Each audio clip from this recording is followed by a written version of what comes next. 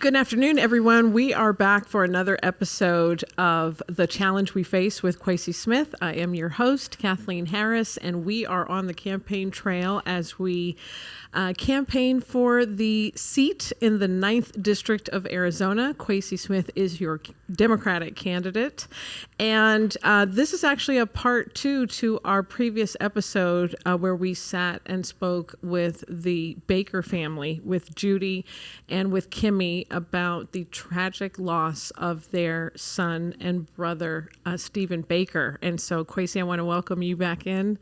And thank you for being here once again. And we want to just complement our conversation with the Baker family and bring some context to it as far as policy is concerned. So I know that this is something that is very important to you on your quest to run for Congress, and one of the reasons why you feel you will make a difference in Washington. So let's speak to sort of the broader lens of criminal justice reform and then drill down on some components, especially as it relates to Stephen's story. Sure, absolutely. Like I mentioned earlier, and thank you. It's good to be back in with you all, and of course to all of the viewers, thank you for tuning in. Criminal justice reform is certainly one of the challenges that we face. That's why this podcast is named The Challenge That We Face. Prior to getting into before getting into the policy aspects of it, the Baker family, God bless them. Absolutely. Miss Judy, Kimmy, Dad, his other sisters and brothers, just a wonderful, phenomenal,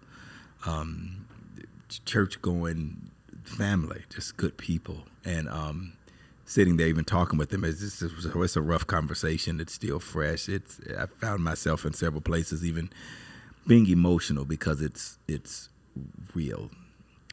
You ain't gonna get any, my grandmother told me this a long time ago, you ain't gonna get no clean water out of no dirty fountain. And again, the challenge that we face is that you have people trying to get to a clean, pure resolution as it relates to criminal justice reform, but they're dirty fountains. Dirty fountains in the sense that they have become so polarized because of party and politics that they're never going to come to common sense, boots on the ground solutions that can impact and help folks like Stephen that were wrongfully charged, other people who were rightfully charged and convicted, families like Stephen who for years are still dealing with the aftermath of something that's so tragic that happened to Stephen. And you can't get to that with the wrong people. And that's why I keep emphasizing I fundamentally, and I believe it down in my core, as it relates to at least to Arizona's 9th Congressional District. I don't know about the other 8 districts. I'm running the race set before me with patience. But in Arizona's 9th Congressional District, I'm the better choice. I'm the better choice. Miss Judy mentioned a minute ago, about, even the bill, about, just the hundreds or tens of thousands of dollars, I should say, that we put into it. There was no way in the world that I was going to, and I could have, I had a right to, contractually agreed to, but there's no way in the world I was going to charge those folks more than $50,000, upwards of $60,000 for something that should have never been. I've said it before and I'll say it again. I'm not for sale. I'm not. I'm going to do the right thing for and by the people. I can't be bought for filthy lucre and gain. I said it some time ago when we talked. I said it in jest, but I mean it in principle. If I end with nothing, I figure I broke even because I didn't start with anything. I'm the little kid that grew up on welfare and food, and I get it. I have people in my family that could have happened to, that are in the crux of the criminal justice system or that have been there or come through it. I got people that I love, friends. I've worked in it. I've arrested people. I've testified in capital murder trials, and I've been in the courtroom when someone's been sentenced to death. I've seen it. I've been there in Harris County, Texas. Young man, I don't think he's been executed yet. Anthony Cardell Haynes. We went to Bush together in the military. He went through the NROTC program. Struggled kid that grew up there in Houston, Texas, Harris County. Got into some trouble, ended up killing someone, and I was there at the trial as a youngster. I may have been in my early 20s at the time. I had to testify at his sentencing hearing after the incident happened where the individual was killed. This particular person was an off-duty police officer that ended. That's why it became a death penalty case. It's an off-duty police officer. He called me right after it had happened. Oh my God, this happened. What am I supposed to do? What am I supposed to do? Explain to me what happened and how it was. But again, back then, this is in the late 90s. I would do anything to help that kid. He ended up going through trial, justice system work, you know what I mean, or went through the process of the justice system. Some questions about the jury and, all of those things, which you don't get into it in this session, but things that we certainly could do better with. Anthony was convicted, sentenced to death. He's been on death row more than 20 years. Appeals all the way up to the United States Supreme Court.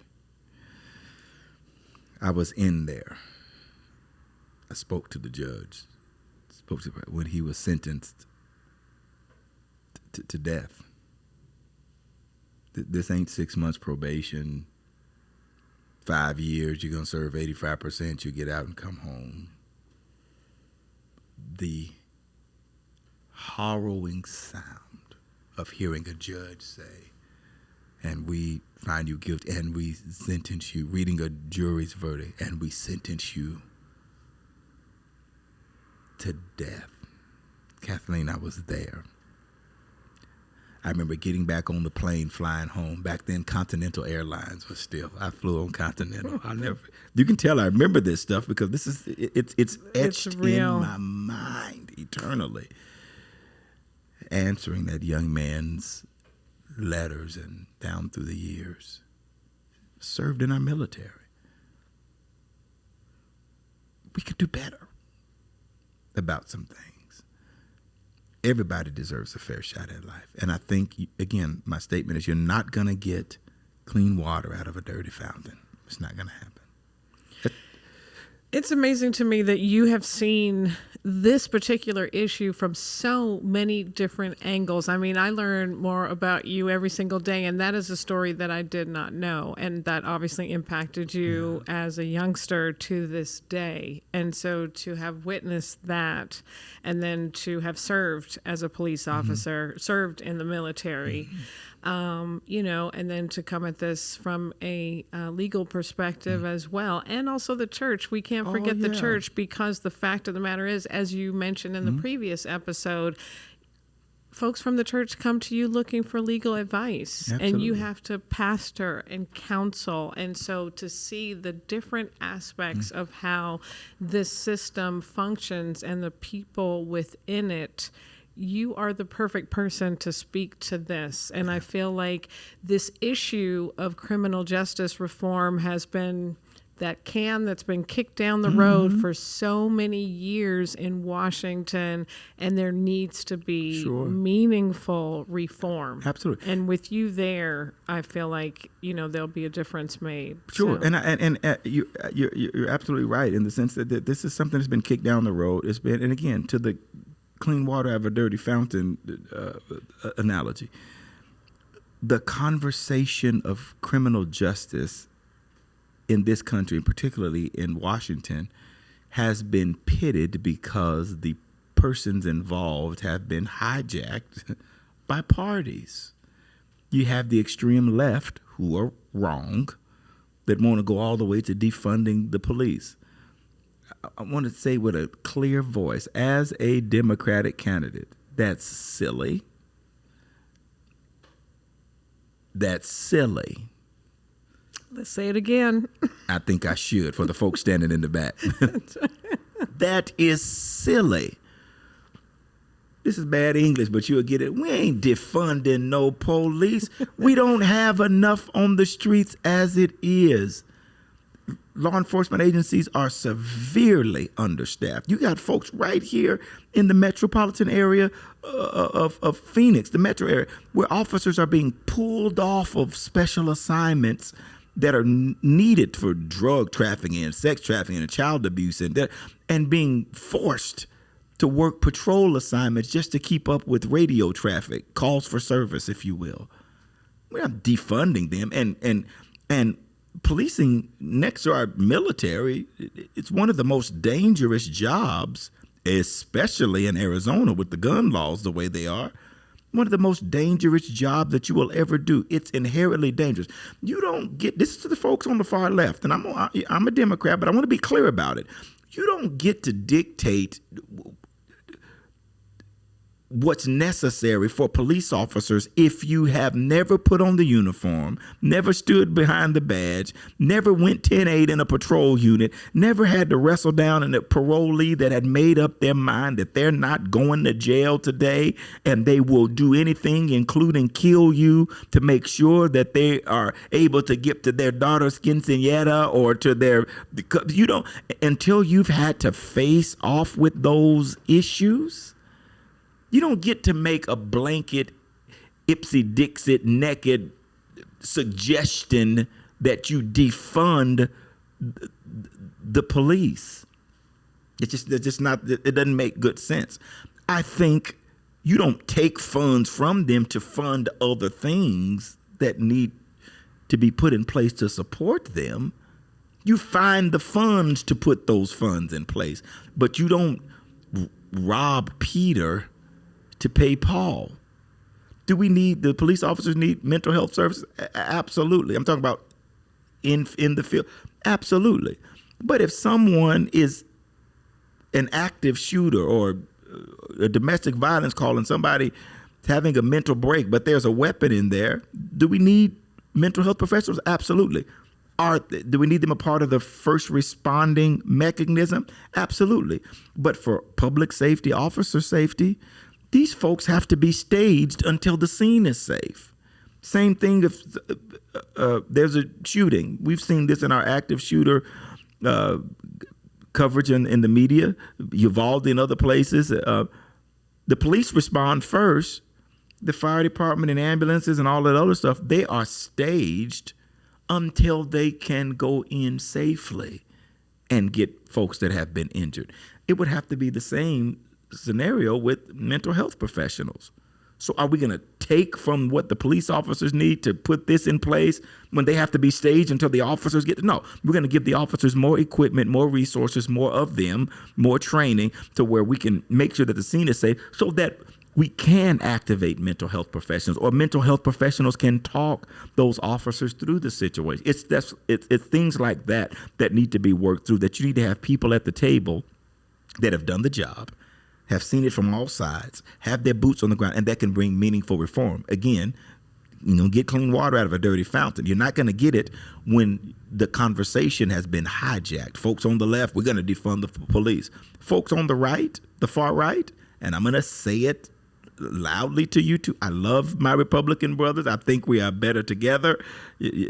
However, we can't be so deeply indebted to back the blue under any circumstances and situation. They're always right. They're always, nope, just back the blue, Well, hold on. There's some balance here. I agree. We do need to support and back our police. I pray for them every day. Some of my closest friends are law enforcement officers. I was literally practically raised at a police department by police officers when my father died.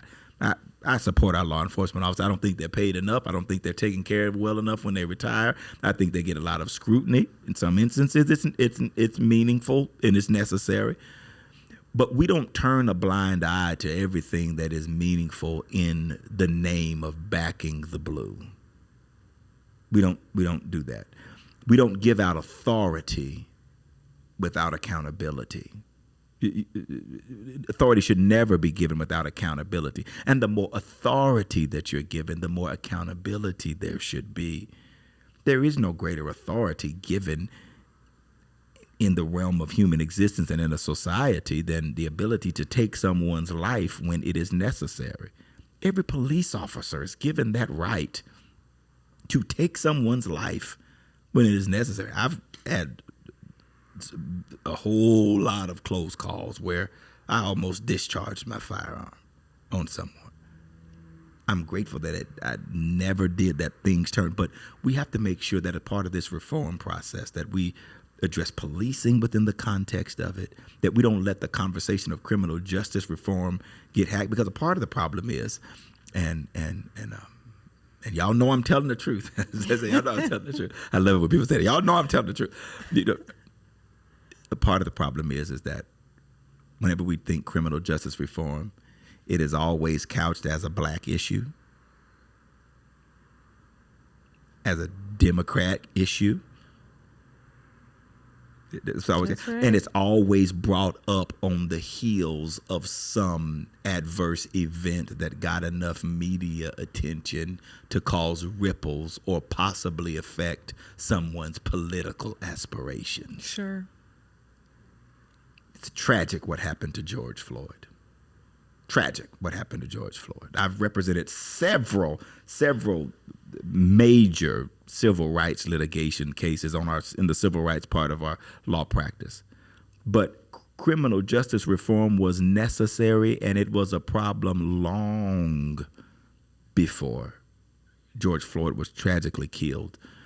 Murdered, I should say. That's what a judge and a jury has said. He was murdered, and I agree. And you can actually speak directly to the local case of Deon Johnson. If you can speak to that a little bit, because I think people would be interested to know about the legal work that you've done in this community. Absolutely. Yeah. Mr. Johnson was killed the same day as George Floyd, and that, I won't go deep into the facts because it's active litigation, but obviously you go look at public record and see that I'm the attorney on case, that one, and several other cases, recently the Ali Osman case and other ones on the other side, of it, where accountability is. But despite all of the high profile, if you will, civil rights cases that I've been a part of, we get dozens of calls a day at that law office for folks that feel like they've been treated unfairly by and the lion's share of them, and no, the police officer had a right to do that. You know what I mean? And part of that is educating the public to what the rights and responsibilities are, and talking with them about use of force. We don't use force as police officers and then justify it. We don't justify the force that we use. We use only justified force to begin with. If you only use justified force, you don't ever have to justify the force that you use because it was just to begin with, And again, there are so many moving pieces when it relates to criminal justice reform. And it doesn't happen when something bad like a George Floyd happens. It doesn't start there. Criminal justice reform, this might shock you, and this is why you have to have somebody that understands it. The criminal justice reform has to start, number one, in the home with children.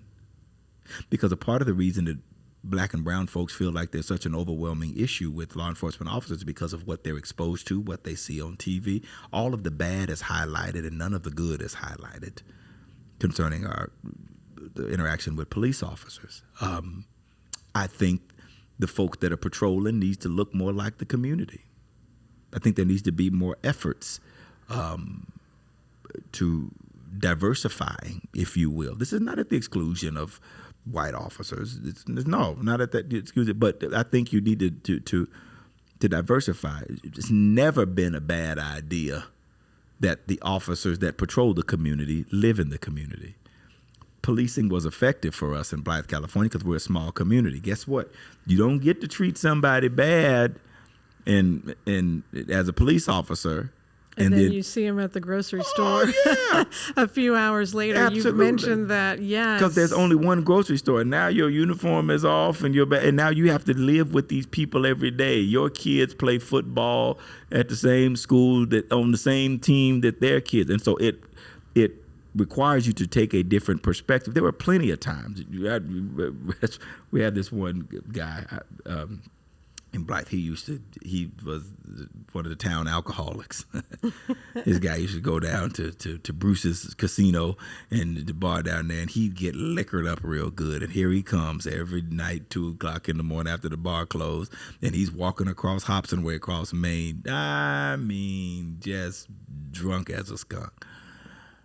Younger officers that didn't grow up there, folks that were from outside the community, from L.A., Riverside, that became officers down there. They were anxious. We're out on this guy. He's 647F. That's the California Penal Code for drunk in public. He's 647F. We're going out on one. We're going to book one, for 647. And they're out anxious to make arrests. Mexican gentleman. I knew who he was. I knew he was an alcoholic. This man been walking across this street drunk my whole life. Does it make it less criminal? No. Is he in fact breaking the law? Absolutely. But you know what I would do? Pick him up, put him in the back of my patrol unit, call his daughter, say, hey, your dad's had one too many again. Can you come over to his house? I'm going to hook up to his house. Just make sure he stays in the house tonight. She would say, thank you, Officer Smith. I appreciate it. Because you unclogged because this man, is it criminal behavior? Yes. But this is an issue. He's an alcoholic. This needs to be treated. Treated, absolutely. He needs treatment, not a jail cell. And I was wise enough to understand that, and I would just take him home. I'd call the watch commander, Sergeant Matthews. He retired as chief, but hey, I'm taking him home. All right, yeah, you know what I mean. And I just call his daughter, stay here at the house with him, make sure that he doesn't, to get out. It's policing. That the community policing is one of those things. That's why you need to look like the community, live in the community, engage with the community. You got to get out of your cop car sometime and talk to the kids in the community, because one, it's going to help you solve crimes down the road. Real crimes that you really need to be on. You develop a report. This has to start in the home. We have to give parents and tools the resources that are necessary to create meaningful engagement between police officers, our young people, particularly minority kids and in depressed neighborhoods. The tools that's necessary so that this relationship that has been so detrimentally fragmented can be improved, and so that folks that. I think it starts there. I think it starts with our educational processes, even in the school system. The part of civics lessons and whatnot. One's on criminal justice, but not just criminal justice, because criminal justice can't always be taking people to jail. Criminal justice has to be taught in the other things that police officers do, providing educators so that our children have a healthy understanding of them, creating a larger pipeline for folks in a community that grew up in a community to stay in a community and serve in a community. We were meeting with Sheriff out in La Paz County. Sheriff Ponce. Sheriff Ponce, good guy. I think he's a good guy, and I think Yes. he's serving the community well. I know that's hard. For some folks, hard to say. I know he's a Republican. I think he's doing a good job. He's I a think good man. He's a good man. I'm not that partisanly pitted person. Sheriff Ponce is a good guy, and the city with I was talking with him about staffing issues, and I mentioned to him that one of the things I'd like to pass and get some federal funds behind it is the 18-21 program. From 18 to 21, let's get these kids when they're out of high school, encourage them to stay in the community from 18 to 21. Let's get them a college degree, put them on a 3-year track so they can get a criminal justice degree, because an educated officer is a good officer. Give them a job. Just have some funding for grant-funded jobs in local police departments that would pay for their education, give them some job doing either, evidence tech or something that's needed to be done at the police department until they hit that 20-and-a-half-year-old mark where they can go to police academy and then come back and serve at that department in that community. And, obviously you put, strings on it to where, there's a guarantee that they have to stay at that department for a number of years. So you make sure you recoup your investment into that. But look how much that would do to the development of community policing. And we can put federal funds behind something like that, the 18 to 21 program for smaller agencies and whatnot, because you're going to do a better job if you were raised in that community. Because you're a part of the community. But the days of somebody living in L.A. and flying out to Phoenix, you have no connection to Phoenix. So you'll get on the streets and act like a dictator or a vagabond because you don't have to shop at the grocery store here. You're going to do your time and you're going to go back home. Things like that, Sure.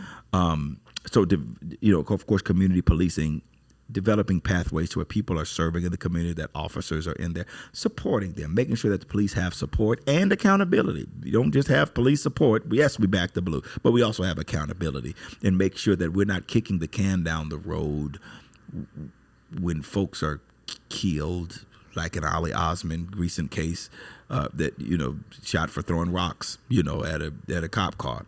Oh, come on. We don't, that's, well, I think the numbers and the settlement speaks for itself, but exactly. You Google that one. But we don't do that, but you give them the support that they need. Mental health services for officers, making sure that we're doing a better job at recruiting, that we're not lowering the standard because we're having recruiting problems. Let's fix it holistically. Let's shovel off the cases that could be dealt with by non-sworn personnel and make sure that sworn personnel are showing up where they need to show up. Sworn personnel are people that have firearms. Non-sworn or, somebody painted on my, wall. Well, the non-sworn can go, do that. Sure. Let's put folks with guns, in the places where folks with guns are needed. I think that is important. The policing aspect of it, educating young parents with resources, the policing aspect, community policing, police support, and accountability. Then after that, once they are arrested, let's make sure that they have adequate representation. One of the things that's broken about our criminal justice system is the right to counsel, if you will, for felony charges. That is, it's broken. Public defenders are underpaid, overworked, got a stack of cases. The amount of money that they get for one of those cases. I have a private defense practice. I can't fathom accepting what these public defenders are forced to accept to do a thorough job on a case. It's not worth it. And so because they're not getting paid what they're worth, you're getting lackluster performance in a lot of cases, substandard, and it's invidious to the criminal justice process. Again, I've said it before, I said it again, we don't defend bad people. We defend the Constitution of the United States and the rights that it guarantees to every person in service to the court. The defense attorney is the gate guard to the rights guaranteed to every defendant. Every defendant, no matter whether you're a president or a poor person, you have the right to certain, and we make arguments on behalf of those rights of the Constitution in defense or in service to the court so that the judge and the jury can make a clear determination as to whether this person is guilty or not. But it's hard to do with the public defender, and they're overworked. They're underpaid. We have to do a better job with representation. For example, we talked about Stephen, the Stephen story. Had that family not known a private lawyer that would bear the weight of, this is pre-trial, nearly $60,000 worth of legal. Do you see the impact of this? And it's expensive. But if we can put a man on the moon,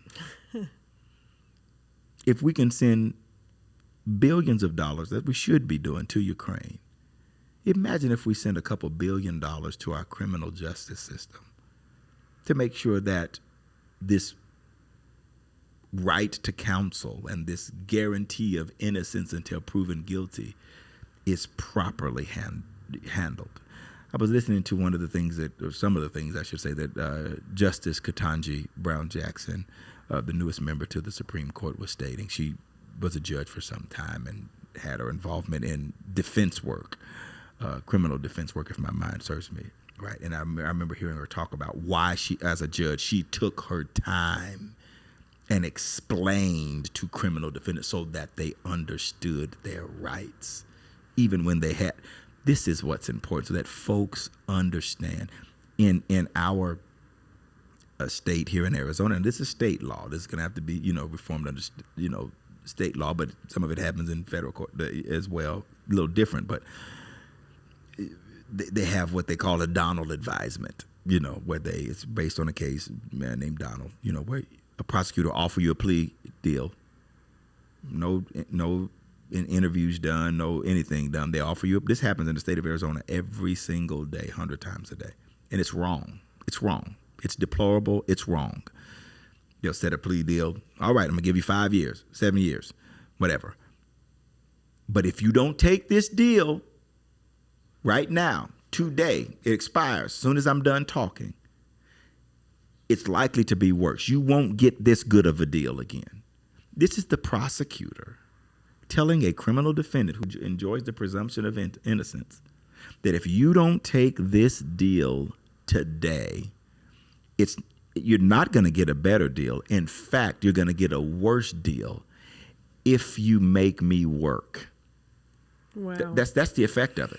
That's the effect of it. If I, as a defense lawyer, say, hey, I want to conduct some interviews. All right. If you start conducting interviews, plea deal's off the table. You're not going to get, well, wait a minute. What is if you're willing to offer this plea, is the plea deal based on you not having to work, or should the plea deal be based on the defendant's right to settle any concerns that he may have for his defense lawyer to do whatever interviews they feel is necessary to make sure that that plea deal is right?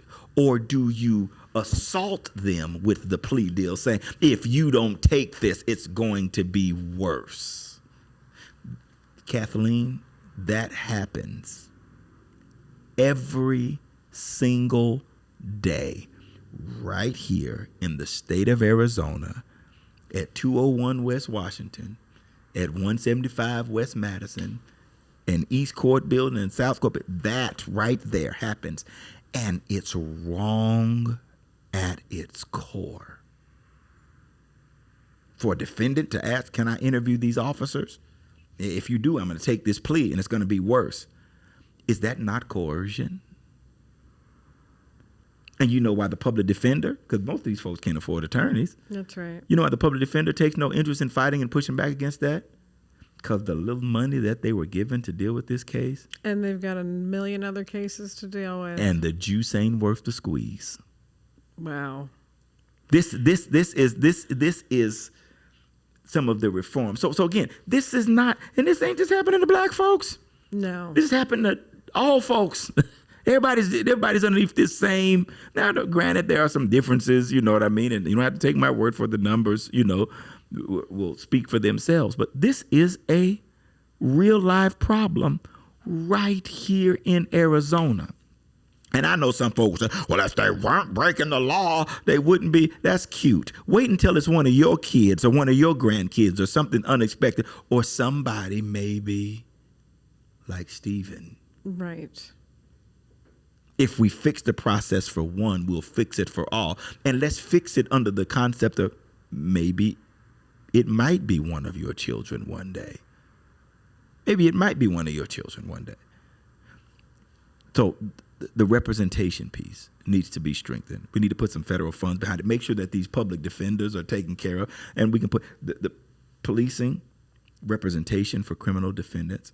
And I think we can do better with that. I think another thing that we can do is once folks are arrested, obviously you have a right to bail. You know, well, most cases, most charges, you have a right to bail. I don't want to get into all the legal analysis of that, but I think there needs to be some bail reform. In a case like Stephen, we talked about it. This boy, innocent, but I think the bail was $250,000. I mean, just bless people, but $250,000. That's a lot of money for any You got family. $250,000 sitting in the bank. You know what I mean? Did you maybe the camera guy has $250,000 sitting in the bank? That's a whole lot of money. I mean, all of us don't own property in Amsterdam and on Fifth Street downtown New York, and where the judge can, tell us we, got to put up a $91 million. We don't have it like that. That's right. You know what I mean? Coming to the folks on, that are arguing about, we got the economy's going to hell in a handbasket. Can you imagine what the economy feels like for somebody like a Stephen that's been wrongfully charged? You talk about shrinkflation, but just imagine if he would still be paying that $50,000 bill. We can do better with bail reform, and so bails don't need to be so onerous that it results in pre-conviction detention and to where they're just not reachable. I do agree that there are some folks, and I think the law in Salerno, that's the case that really drives, the conversation about bail. I think the court got it right. It can't be so restrictive that, it can't be so hard that they can't reach it. And two things: the danger to the public, and will they show back up to court? You want people to show back up. So bail reform is one of those things. And there are several other things. Juvenile reform policy, we need to address that, how we're dealing with juveniles that get caught up in the system. Recidivism and rehabilitation once folks get out. We have to do a better job of making sure folks like Stephen, this boy's been wrongfully charged. What services did we offer him? Nobody from the county attorney's office reached out to him to say, hey, listen, I know this is, but you know what I mean? Nobody from the county attorney's office. Rachel Mitchell, all that stuff she's talking. She didn't write a letter saying, she wasn't a county attorney back then, but she didn't write a letter, saying, hey, carry this with you, say I was this or that. Nobody, zero help. Zero help. What about his mental health? What about it? What the state, we failed that boy. Absolutely. We failed him. And I'm not saying there was any bad spirit. They were doing their job, but sometimes folks get caught in the crossfire. What did we do to help him? Nothing. And it shortened a life. You heard his mother just say, I don't think he ever fully recovered. And this is some of the reform that's needed. And again, other things like drug policy reform. I think fentanyl is in the crosshairs of, and it should be, and methamphetamine, a lot of stuff that goes into, some of the reform that's necessary. All of the fentanyl is not coming across the border. Some of it's coming in from other places. You know what I mean? But we need to deal with that. Some of these lower level drug offenses that cause folks, to be sitting in prison for too long. I think we need to address all of that stuff as well. And let's have policies that are data driven instead of emotion driven and politically driven. Sure. I have some ideas. I can't get into all of them now. I know you do, and we're going to have to cut it short there. But you touched on a number of important topics that we need to develop further. And I think it would be great to have more guests to come in to illustrate these examples because, for us to just talk about this today is great. But to have the Baker family here, I think it really puts a point on it as to how these issues can just have a lasting impact on a family unnecessarily. Absolutely. So. And we honor the memory of Stephen, and we're going to pick this conversation back up at another time. So thank you, Quacy, for having this conversation today. And thank you all for listening and for watching. And we will see you on The Challenge We Face with Quacy Smith the next time. Thank you so much.